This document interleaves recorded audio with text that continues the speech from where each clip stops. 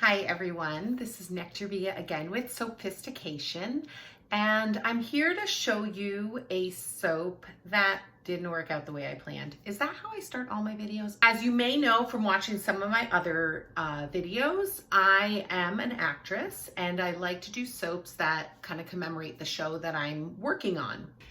My next show was supposed to be Murdered to Death by Peter Gordon, put on by Theatre Bacchus. Theatre Bacchus is a professional live theater company located in the heart of Niagara's wine country. The company's name is inspired by the Roman god of wine and theater, and they provide an enhanced live theater experience combining live theater with local wine, craft beers, or spirits. It's just going to be a fantastic time for everybody. Theatre Bacchus's inaugural production was scheduled for the beginning of May. That, of course, is getting moved, but I encourage you to check out their website, which I will link below, and you can stay up to date on when they will be able to reopen. I decided I wanted to do a wine soap for this show, and that is because Theatre Bacchus is partnering with London Born Winery to put this production on at the London Born Winery.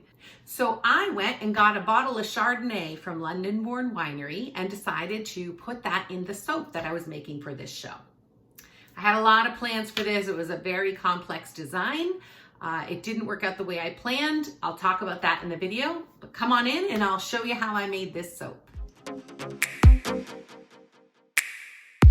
I made a drawing of the design that I wanted, which was supposed to look like an elephant on a mantle with some artwork above it.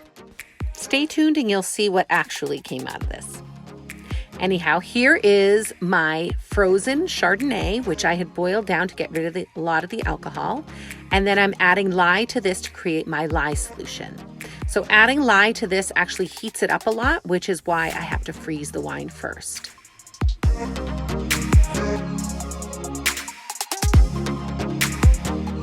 While my lye solution cools, I move on to mixing my colors. You'll see me mixing the browns and gold here. I actually created a lot more colors, but I did not end up using them because you'll see that my soap batter just made time a major issue. Then I combined my melted hard oils and butters with my soft oils, which will be the basis of my soap recipe.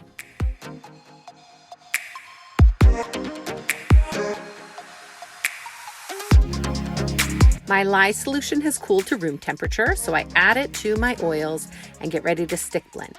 And here you can see that it's just not blending properly. So I tried to stick blend this in, I mixed a lot and it just wasn't happening, so I switched to hand mixing. While I'm mixing, all I can do is think, I know this design is not going to work and what am I going to do now? It's finally kind of mixed, so I added my fragrance oil, which was green tea and white pear, because I thought, tea, England, perfect. Then I separated out the batter, and I decided actually to just combine the dark browns into one container, and then the light browns into the other container, and try and kind of make a bit of a design at the base of the soap with those different browns.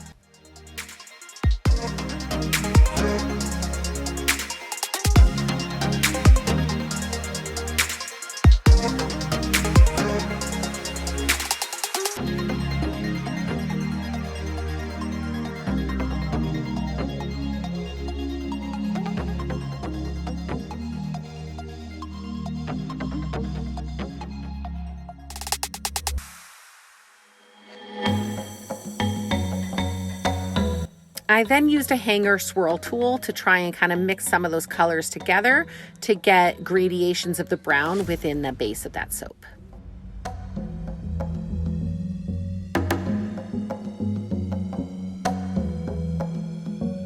And now I'm ready to put that elephant embed in. Do you want to know how I made that? Well, I'll show you. I took this cookie cutter and I had some soap dough that I added some coloring to, and I'm basically trying to get that elephant shape in there. Now, when I tried to push the cookie cutter through the soap dough, it just was too hard to push out the soap dough without messing up the trunk of the elephant. So I decided to use these tools to try and get the shape there. And then you'll see I kind of freehanded after that, using the impression from the cookie cutter as my guide.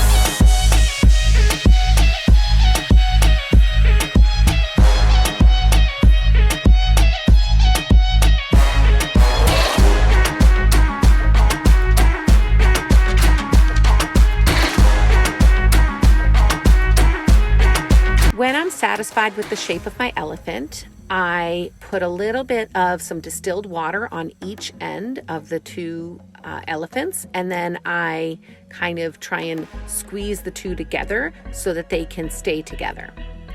Then I use the distilled water to kind of try and create a smoother connection between them, and so that they, again, will stay together.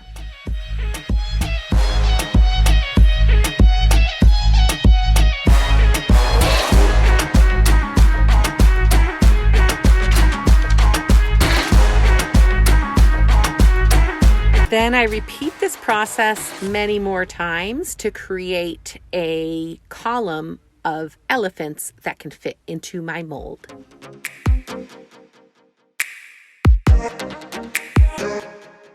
Finally, I color the rest of my soap batter with this kind of beige color that was supposed to be the wall color around the artwork, or in between the fireplace and the artwork. And I'm just going to try and get that in there and stuff it in as much as possible to try and avoid as many air holes as possible. And I bang that mold down quite a few times to just try and get any air bubbles out of there.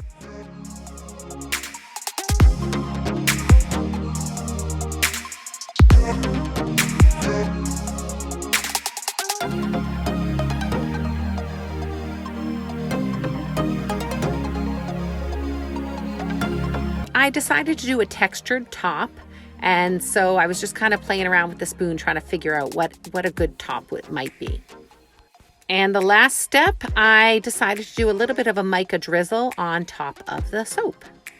After this, I covered the soap, let it sit for about 24 hours, and cut it to see what was inside.